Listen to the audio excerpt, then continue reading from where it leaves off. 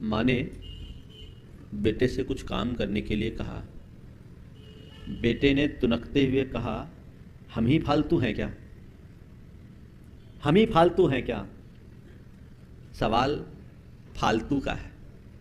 आज की बात है, थोड़ी फालतू की बात कर लो। सवाल है, फालतू कौन? किसको हम फालतू समझे? बहुत बार हम कह देते हैं इसने अपनी जिंदगी फालतू में बर्बाद कर दी, इसने अपना फालतू समय खो दिया, रहता है, ये बड़ा फालतू आदमी है, कहने में आता है ना? औरों को तो हम कह देते हैं। फालतू कौन? फालतू को आप पसंद करते हैं? नहीं करते हैं? थोड़ा आपको देखना है कि फालतू कौन है। 4 बातें आप सबसे करूंगा। फालतू विचार, फालतू बातें, फालतू काम और फालतू खर्च करने वाला आदमी फालतू है। क्या कहा? फालतू विचार, फालतू बातें, फालतू खर्च और फालतू काम करने वाला आदमी फालतू है। अब आप एक एक करके देखिए मेरी स्थिति क्या है। मैं विचार से शुरू करता हूं। विचार करने की शक्ति हर मनुष्य के मन में है। हर मनुष्य तरह तरह के विचार करता है, और जितनी विचारिक शक्ति मनुष्य के पास है उतनी संसार में किसी दूसरे प्राणी के पास नहीं है। विचार तो हम सब करते हैं, लेकिन थोड़ा अपने मन को देखिए। तुम्हारे मन में जो विचार आते हैं वो काम के आते हैं या फालतू के ज्यादा आते हैं? किस तरह के विचार तुम्हारे मन में पनपते हैं? हाँ, फालतू के, जिसे आपने पालतू बना रखा है ना? ये फालतू के विचार कहते हैं। एक मनुष्य के चित्त में सुबह से शाम तक 24 घंटे में 50 से 70 हजार विचार होते हैं। कितने विचार आते हैं? 50 से 70 हजार विचार। एवरेज ले तो 60 हजार विचार। 35 से 45, एक सेकेंड में 35 से 45 विचार। आप कल्पना कर सकते हैं, एक मिनट में 35 से 45 विचार, यानी लगभग 2 सेकेंड में एक विचार हमारे होते हैं। कितनी तेजी से विचारों का चक्र घूमता है। और कुछ लोग तो ऐसे होते हैं जो विचारों में ही खोए रहते हैं, जिसके लिए एक शब्द आता है ओवर थिंकिंग। जरूरत से ज्यादा विचार करने वाले लोग जिंदगी भर परेशान होते हैं। आप अपने मन को टटोलिए और देखिए कि मेरी स्थिति क्या है। कहीं मेरा स्थान ओवर थिंकिंग वाले लोगों में तो नहीं है? कोई भी बात हुआ, ये क्यों हो गया, ये क्यों हो गया, ऐसा होगा तो क्या होगा, वैसा होगा तो क्या होगा, जहां वहां अपना दिमाग दौड़ाना शुरू कर देते हैं। मतलब की बातों में दिमाग लगाने का तो फिर भी अर्थ है, पर फिजूल की बातों में जी उलझाने का क्या मतलब है? कोई मतलब? लेकिन आप अपने दिमाग का प्रयोग कहां नहीं करते। कुछ भी हो जाए, अजी क्या करे जी, आजकल तो पूरी दुनिया की स्थिति खराब हो गई है, दुनिया में सारी अलग प्रकार की भ्रष्टाचार की बातें हो गई है, लोगों के जीवन में कोई सिस्टम ही नहीं बचा, हमारे देश की राजनीति तो प्रसिद्धि हो गई है, शासन का तंत्र तो एकदम गड़बड़ हो गया है, अभी क्या करे जी, मौसम का कोई रंग ढंग नहीं दिखता है। और मन में न जाने कैसे विचार, और जैसे विचार वैसी बातें होता है। और आप देखिएगा, जो अर्थहीन विचार होते हैं वे हमें बुरी तरह उलझाते भी हैं और प्रायः नकारात्मक होते हैं। अपने आप को इस विचारों के चक्रव्यूह से कैसे निकाले? पहले तो देखें कि मेरे अंदर फालतू के विचार आते हैं कि नहीं आते। फालतू के विचार कैसे आते? घटना से अपनी बात को शुरू कर रहा हूं।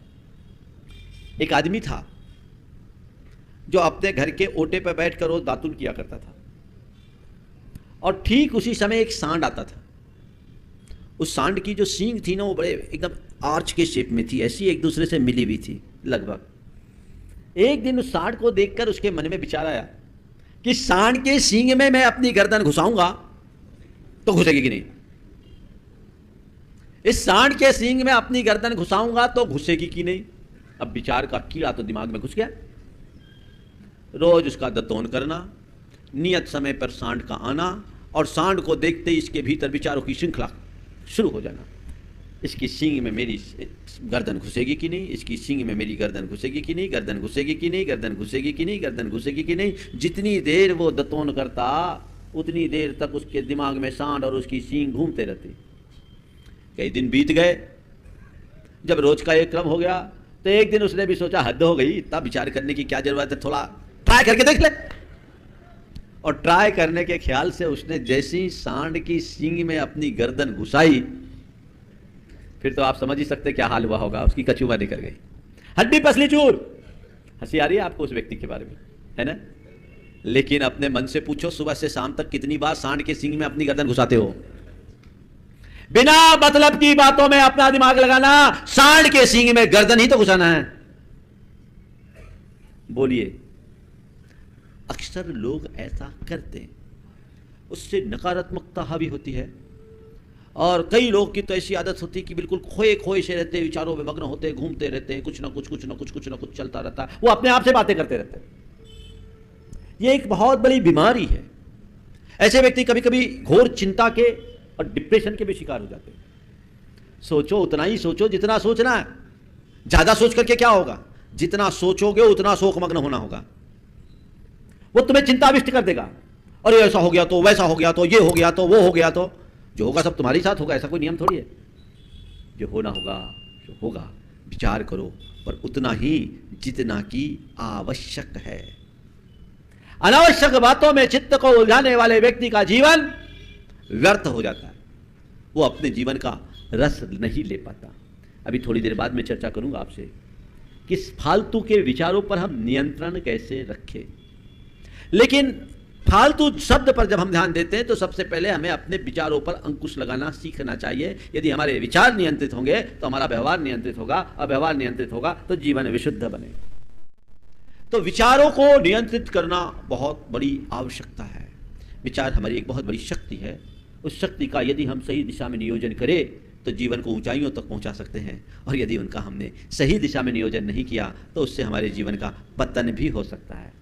विचार एक सीढ़ी है, जिस सीढ़ी से ऊपर चढ़ा जाता है उसी सीढ़ी से नीचे भी उतरा जाता है।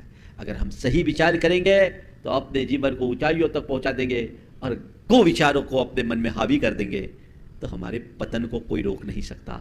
पतन अवश्यंभावी है। थोड़ी देर बाद इस विषय में मैं और चर्चा करूंगा। दूसरे क्रम में है फालतू बातें। आप देखिए, बात करने की लोगों की प्रवृत्ति होती है, और कई लोग हैं जो इतनी आलतू फालतू बातें करते हैं जिनका ना कुछ सिर होता है ना पैर। शुरू हो गए तो बंद होने का नाम नहीं। बिना मतलब की बातें, जिसका सिर ना पैर, लेना ना देना, फिर भी आप शुरू है तो शुरू। कुछ लोगों की ऐसी आदत होती है, एक बार शुरू हो गए तो बस हो गए। ऐसे लोगों के पास पता नहीं समय कहां से मिलता है। उनके पास समय भी बहुत फालतू होता है। एक बहन ने अपनी सहेली से पूछा, क्यों आजकल तुम फालतू बातें बहुत करती है? उसने कहा हाँ। बोले किससे? बोले जिनके पास फालतू समय होता है। फालतू बातें उन्हीं से होगी जिनके पास फालतू समय होगा। तो फालतू में ही लोग अपना सब कुछ बर्बाद कर देते हैं। बोलने की हमारे पास एक बहुत बड़ी शक्ति है, पर इस शक्ति का उपयोग भी हमें उसी अनुरूप करना चाहिए। व्यर्थ बकवाद करने वाले का कोई मूल्य नहीं होता। आप लोग बोलते हो ना, काम की बातें करो, फालतू बात मत करो, कहते हैं। कई बार जब आप बोल देते हैं, मुख से कुछ अनर्गल निकल जाता है तो आपके मुख से निकलता है बेफालतू हमने बोल दिया। बोलते हैं आप, फालतू में ही हमने बात का बतंगल बना दिया, बोलते हैं आप। ऐसा कई बार आता है ना। फालतू बात करने का मतलब क्या है? अधिक बकवाद करना, अर्थहीन बोलना, अनियंत्रित बोलना, असभ्य वचनों का या अप्रासंगिक बातों की बात करना।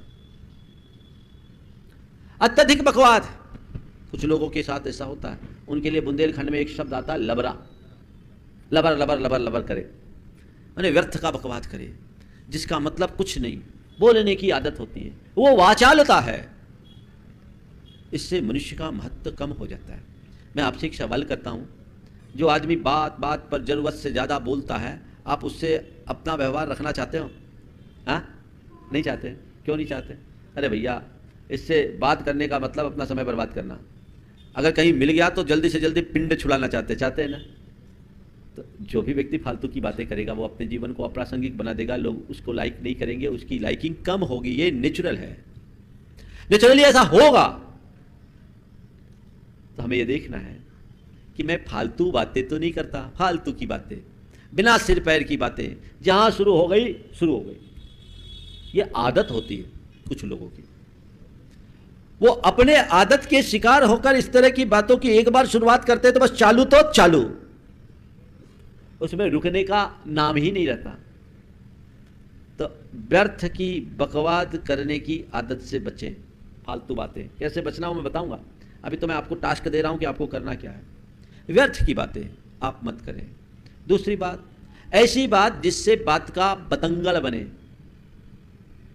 बात का बतंगड़ बनाने वाली बात न करें। नियंत्रणहीन वचनों का प्रयोग न करें।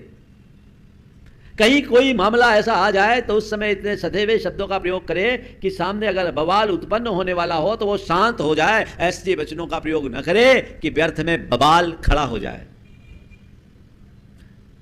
आप लोग क्या करते हैं? अक्सर जो लोग पछताते, अरे बेफालतू हमने बोल दिया, हमें उस समय चुप रहना था, फालतू की फसाद खड़ी कर दी। वस्तुतः ये जितने भी चीजें सब फालतू या अर्थपूर्ण है ही नहीं। काश मनुष्य को इसका पता होता। लेकिन बक बक बक बक करने की जिसकी आदत होती है वो इन सब बातों को नहीं समझता और बिना सोचे समझे कुछ भी बोल देता है। बाद में सारी जिंदगी रोने को मजबूर होता है। कई बार आपके जीवन में ऐसे प्रसंग घटे होंगे जब आपको अपने बोलने का पश्चाताप हुआ होगा। हुआ है कि नहीं हुआ? क्यों? अर्थपूर्ण बात करने वाले मनुष्य को कभी पछताना नहीं पड़ता और फालतू के बात करने वालों को पछताने के सिवा और कुछ बचता नहीं। बिना मतलब बात करने से अपने आप को बचाइए। सोचिए कि मेरे पास वचन की शक्ति है, इसका मतलब ये नहीं कि मैं अपनी शक्ति का दुरुपयोग करूं। मुझे वही बोलना है, उतना ही बोलना है, वैसा ही बोलना है जैसा कि आवश्यक हो। जो प्रासंगिक है वो बोलो। और एक बात बोलूं, अवसर के अभाव में बोले गए उचित वचन भी अनुचित लगते हैं। अवसर पर आपने जो भी बोला वो काम का, अवसर के अभाव में आपके द्वारा बोली गई अच्छी बात भी अच्छी नहीं लगती। मनुष्य की एक विशेषता होती है जो अवसर के अनुकूल संभाषण करना जानता है। अवसर के अनुरूप बोलो, क्या प्रसंग है वैसा बोलो।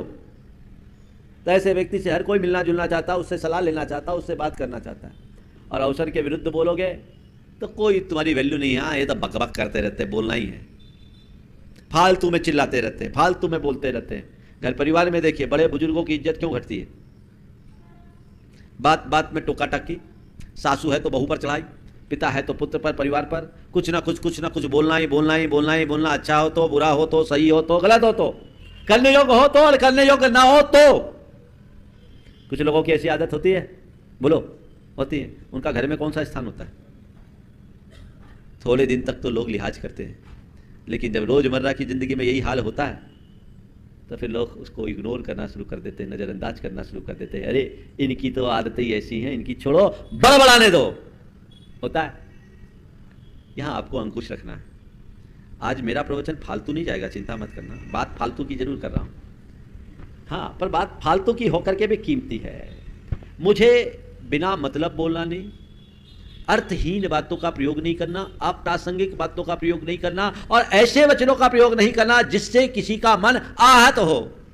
आक्रोशपूर्ण वचन, आक्षेपपूर्ण वचन, अपमानपरक वचन और आपत्तिजनक वचन। आक्रोशपूर्ण शब्द, आक्षेपपूर्ण शब्द, अपमानजनक शब्द और आपत्तिजनक शब्दों का इस्तेमाल मुख से कभी मत करो। ये सब फालतू चीजें हैं, इनसे बवंडर खड़ा होता है।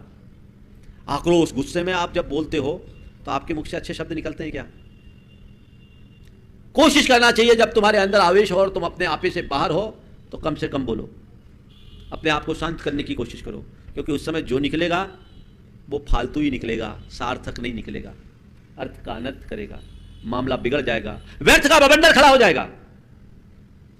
तो आप आक्रोश नहीं, किसी पर सीधा आक्षेप लगाने वाला शब्द, ये सब कलह बढ़ाने वाले कारण हैं। ऐसे शब्दों का प्रयोग जिससे सामने वाला अपने आप को अपमानित महसूस करे। तुम किसी को मान न दे सको तो चलेगा, पर कभी किसी का अपमान मत करना, नहीं तो वैर की गांठ बांधकर तुम्हारे लिए बड़ी समस्या पैदा कर सकता है। और आपत्तिजनक शब्द, ऐसे शब्द जिससे किसी व्यक्ति की प्रतिष्ठा धूमिल होती हो या जो शिष्ट व्यक्तियों के द्वारा कहे जाने योग्य नहीं हो, वह सब आपत्तिजनक शब्द है। ऐसे शब्द जिसको बोलने के बाद तुम्हें क्लेरिफिकेशन देना पड़े, माफी मांगना पड़े, ये काम के वचन है या फालतू के वचन है? बोलो, हाँ, फालतू है, काम के? क्या बात हो गई? आज तो लग ही नहीं रहा आप लोग सुन रहे हो। तो कैसे वचन है, काम के कि फालतू के? फालतू के हैं। समझ में आ रही है बात? ये वचन जब भी हमारे मुख से उच्चारित होते हैं पूरा मामला ही बिगड़ जाता है। कुछ मामलों में तो आप ध्यान रखते हैं और कुछ मामलों में ध्यान नहीं रखते। एक व्यक्ति अपने बेटे को नसीहत दे रहा था। दुकानदारी में बेटा पढ़ लिख कर आया, तो जब पढ़ लिख कर आया और दुकान में बैठना शुरू किया तो नया नया छोरा था। अब वो ग्राहकों से ज्यादा बातचीत करता था। तो उसके पिता ने उसे समझाया, देख ग्राहक से काम की बात किया कर, फालतू बात नहीं करनी तो एक ही ग्राहक में पूरा दिन निकल जाएगा। नसीहत दिया, काम की बात करो, फालतू बात मत करो। आप लोग ऐसे ही करते हैं ना अपने प्रोफेशनल लाइफ में, जितना काम उतना काम, बाकी ठीक, अब एक को छोड़कर दूसरा, दूसरे को छोड़कर तीसरा। क्यों? आपके पास समय की कमी है, काम अधिक है, हमको लेना है। जितने भी प्रोफेशनल आदमी होते हैं आप उनसे बातचीत करिएगा तो पाइएगा काम से काम बात किया, टू पॉइंट बात किया और उसके बाद आगे बढ़ा। और जो निठल्ले लोग होते हैं उनसे आपने बात करना शुरू किया तो पता नहीं कितनी बातें करने लगेंगे। कई लोग किसी से फ़ोन पर जो बात होते हैं, सबसे ज़्यादा फालतू बातें तो आप लोगों को फ़ोनों पर होती है। हो गया बस, शुरू हो गए तो शुरू हो गए, शुरू हो गए तो शुरू हो गए। एक बार मेरे कमरे में कोई सज्जन थे, वो किसी का कॉल आया, कॉल आने के बाद वो बाहर गए, करीब 10 मिनट हो गया, आवाज़ आ रही थी, बस मैं रखता हूँ सुनो तो, और थोड़ा उनका स्पीकर लाउड था तो आवाज़ कुछ बाहर भी आ रही, सुनिए तो बार बार बात कर रहे हैं, काफ़ी कर रहे हैं, ठीक है भी रखता हूँ, महाराज आ रहे हैं। और प्रतिक्रिया करते हुए फालतू दिमाग चाट रही है। ये उसने प्रतिक्रिया में कहा। हमने कहा क्या बात है भाई, किसका फ़ोन था? बोले महाराज घरवाली का फ़ोन था। घरवाली का फ़ोन था, क्या हो गया, दिमाग चाट लिया? तेरे दिमाग में तो किसी का जीव नहीं लगा। महाराज क्या करे, ऐसी बातें बस शुरू होती है तो बंद होने का नाम ही नहीं होता। कई बार तो मन करता है कि फ़ोन ही ना उठाऊं। बोलो, आप लोगों के साथ भी ऐसा होगा? जो आदमी बिना मतलब की बात करता हो और आपके साथ पुराना एक्सपीरियंस जुड़ा हुआ हो, उसका कॉल आए तो आप बात करना पसंद करते हो? उठाना ही पसंद। एक ने कहा महाराज हम मिस्ड कॉल उठा लेते हैं, मिसेस कॉल नहीं उठाना चाहते। अब ये क्या है? विडंबना है कि हम देखें, हम अपनी प्रासंगिकता को खुद खोते हैं। काम है उतनी बात करो और आगे बढ़ो, क्योंकि अधिक प्रलाप भी एक प्रकार की हिंसा है। हमारे यहां भगवान ने अहिंसा की आराधना के लिए वचनों पर संयम रखने का मार्गदर्शन देते हुए कहा, वांग मनोगुप्ती, वचनों का सीमित इस्तेमाल करो, यह तुम्हारी ताकत है। लेकिन यदि तुमने इसका गलत इस्तेमाल करना शुरू कर दिया तो यही तुम्हारी कमजोरी भी बन जाएगी। संत कहते हैं महान वे होते हैं जो अपनी कमजोरी को ताकत बना देते हैं, और वे लोग जीवन में कभी सफल नहीं होते जो अपनी ताकत को भी कमजोरी बना देते हैं। वाक शक्ति का सदुपयोग करना सीखिए, फालतू बातें नहीं। आपत्तिजनक बातें मत करिए, अश्लील बातें मत करिए, अपमानजनक बातें मत करिए। कई बार लोग शुरू हो जाते तो पता नहीं क्या क्या होता है। एक दूसरे के साथ आप लोगों की जितनी भी बातचीत होती है और जो सोशल मीडिया के माध्यम से आप लोगों की चैटिंग होती है, काम की होती है कि फालतू की होती है? बता दीजिए, बोलिए।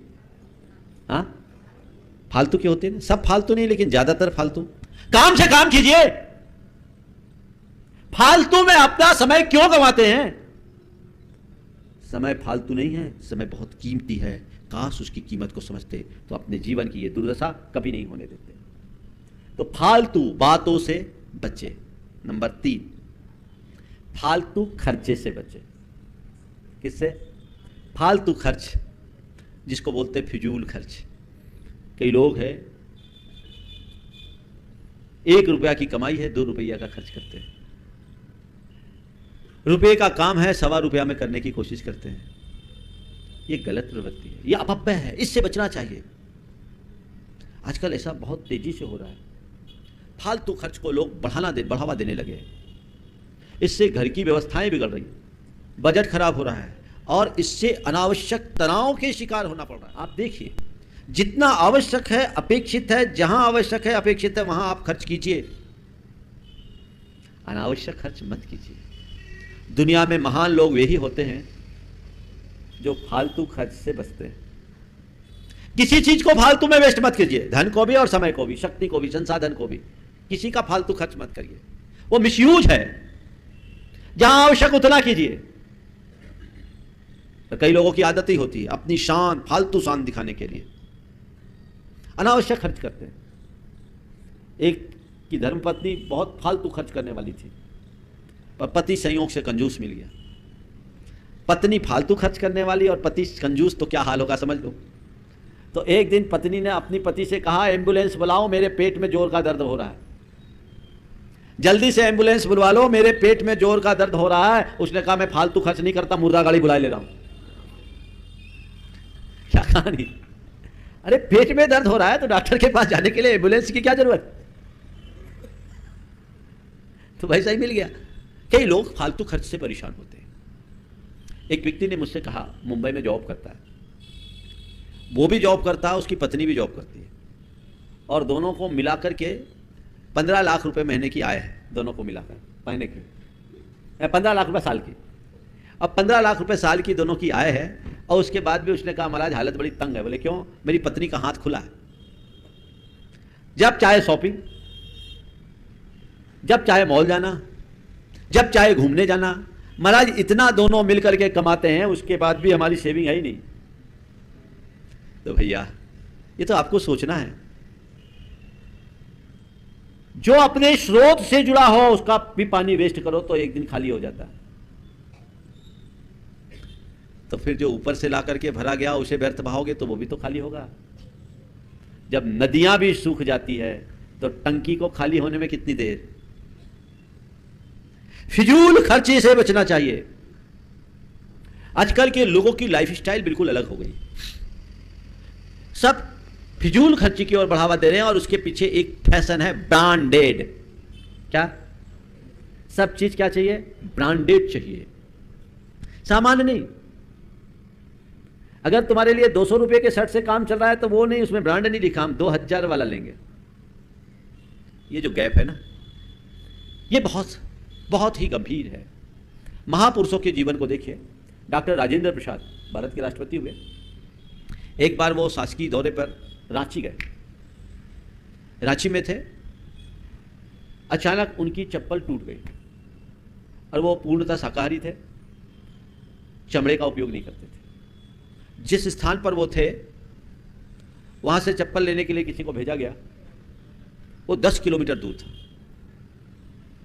10 किलोमीटर दूर, और चप्पल लेकर आया तो जो चप्पल आई वो 19 रुपए की थी उस जमाने में। राजेंद्र बाबू 8 रुपए की चप्पल पहनते थे। बोले, उनने तुरंत बोला कि ये इतनी महंगी चप्पल क्यों लिया? बोले, आप भारत के राष्ट्रपति हैं, आपके लिए ये चप्पल नहीं चलेगी, आपके लिए यही चप्पल ठीक है। उसने कहा, मेरे देश की जनता का पैसा फालतू नहीं है। राजेंद्र बाबू ने कहा, मेरे देश की जनता का पैसा फालतू नहीं है। जब मेरा काम 8 रुपए के चप्पल से चलता है तो मैं 19 रुपए का चप्पल क्यों पहनूंगा? ये चप्पल मैं नहीं पहनूंगा। उन्हें पहनने से इनकार कर दिया। सामने वाले ने कहा कि ठीक है, हम इसको वापस करके दूसरी लाते। बोले, नहीं, अभी तुम जाओगे यहां से वहां जाओगे तो 3 रुपए का पेट्रोल जला दोगे, 10 किलोमीटर आना और जाना है। कोई दिक्कत नहीं है, सभा में अभी उस तरफ के लोग आएंगे, उनके हाथ इसको भेज देना और वापस कर देना। ये थी मितव्ययिता की दृष्टि। और तुम लोग, अरे ठीक है, आ रहा है, अपने पास कोई कमी है क्या? खर्चा करो, जम के करो, लेके थोड़ी जाना है। ये भी एक कंसेप्ट है, खूब जम के करो, लेकर थोड़ी जाना है। ध्यान रखना, ये सच है कि लेके नहीं जाना, पर बहा करके भी मत जाओ। तुम्हारे पास पानी है, तुम उसे लेकर नहीं जा सकते, अच्छी बात है, तो पानी को बहा कर मत जाओ, प्यासे को पिला करके जाओ, तुम्हारा जीवन सार्थक होगा। व्यर्थ मत बहाओ, उसे सार्थकता प्रदान करो। जहां आवश्यक है वहां खर्च करो, जी खोल करके खर्च करो, और जहां जरूरत नहीं है वहां इस तरह का खर्च करने का क्या मतलब? तुम ब्रांडेड ब्रांडेड की बात करते हो, कफन ब्रांडेड नहीं होता, इस बात को कभी मत भूलना। कफन तो ब्रांडेड नहीं होता ना, वहां तो वही है, आखिरी में ओढ़ना वही है, और वो भी तुम्हारे घर वाले उतार लेंगे चिता पर चढ़ाते समय। क्या ब्रांडेड ब्रांडेड? इस ब्रांडेड के चक्कर में व्यक्ति का जीवन भीतर से बैंड हो गया, पूरा जीवन ही बैंड हो गया। क्यों अपनी बैंड बजवा रहे हो? बदलो अपनी मानसिकता। और एक चीज मैं और देखता हूं, एक तरफ तो लोग अपव्यय करते हैं, पर मैं ऐसे लोगों को भी देखता हूं जो दूसरी तरफ अपव्यय, एक और अपव्यय करते हैं और दूसरी तरफ सब्जी लेने जाएंगे तो 20 रुपए की सब्जी लेंगे, भिंडी तुलवाएंगे तो 2 भिंडी और डाल देंगे। बोलो क्या आदत है? उस गरीब की 2 भिंडी तुम एक्स्ट्रा ले रहे हो। करोड़पति व्यक्ति की भी आदत होती कि नहीं होती? बोलो। हाँ, क्या बोला? दलिया फ्री में लेंगे, हाँ, धनिया मिर्ची फ्री में लेंगे। हाँ, वो तो लेंगे, कहीं वो तो पूरन है। बताओ, तुम करोड़पति हो, तुम्हारे शॉप में कोई चीज लेने आए तब तो तुम नेट वेट करके दोगे, उसमें भी डंडी मार लो तो कोई भरोसा नहीं है। लेकिन उस गरीब के साथ वो लोग जो 5 स्टार होटलों में ठहरे तो वेटर को टिप देने में 1000 रुपया देने में कोई संकोच न करे, और वो लोग सब्जी लेने जाए तो उसके लिए 2 भिंडी एक्स्ट्रा ले ले या धनिया की 1 पोटली उठा ले। क्या मानसिकता है तुम्हारी? किस स्तर का सोच है तुम्हारा? कभी विचार किया? फालतू खर्च से बचिए। परिवारों में खासकर नव दंपतियों के मध्य आपसी विवाद का एक बड़ा कारण फालतू खर्च है। मेरे साथ बहुत से ऐसे मनोचिकित्सक जुड़े हैं जो अपना अनुभव कहते हैं कि महाराज हम लोग काउंसलिंग करते हैं तो उसमें एक कारण ये भी बड़ा कारण आता है, फालतू खर्च। या तो पति का हाथ खुला हो या पत्नी का हाथ ज़्यादा खुला हो, इसको लेकर दोनों में बड़ी तकरार होती है और परिवार में एडजस्टमेंट बहुत कठिन होता है। तो ये फालतू खर्च की प्रवृत्ति से अपने आप को बचाइए। कुरल काव्य में एक बहुत अच्छी बात लिखी, खासकर आप महिलाओं के लिए। उसमें लिखा है, वही उत्तम सहधर्मिणी है जिसमें सुपत्नित्व के समस्त गुण समाहित हो। वही उत्तम सहधर्मिणी है जिसमें पत्नी के समस्त सुपत्नित्व के समस्त गुण समाहित हो और जो अपने पति के आय से अधिक व्यय न करती हो। फालतू खर्च से बचिए। आजकल समाज में फालतू खर्च का ढर्रा बढ़ गया। विवाह, शादियों और समारोहों में कितना फिजूल खर्च होता है। बर्बादी, पैसे की बर्बादी। अंधाधुंध लोग खर्च कर रहे हैं, पानी की तरह पैसा बहाते हैं। सारा पैसा कहां जाता है? कैटरिंग में जाता है, होटलों में जाता है और कोरियोग्राफर ले जाता है। कहां जाता है?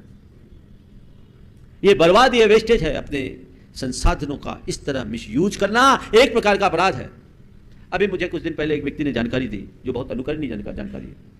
सिख पंजाबी समाज ने एक निर्णय लिया जिसमें उनका जो सर्वोच्च संगठन है अकाल तख्त और दिल्ली गुरुद्वारा कमेटी जो है, इनकी संयुक्त बैठक हुई और उसमें उन्होंने निर्णय लिया कि हमारे विवाहों में फिजूल खर्च नहीं होगा, कोई भी फालतू खर्च नहीं होगा।